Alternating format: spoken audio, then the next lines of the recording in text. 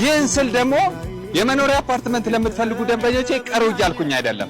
የመኖሪያ አፓርትመንት ለምትፈልጉ ደንበኞቼ ከስቱዲዮ እስከ ባለ 3 መኝታ ባለ 1 መኝታችንን በ80 ካሬ ባለ 2 መኝታችንን በ125 ካሬ እንዲሁም ባለ 3 መኝታችንን ደግሞ በ156 ካሬ እየሸጥን እንገኛለን።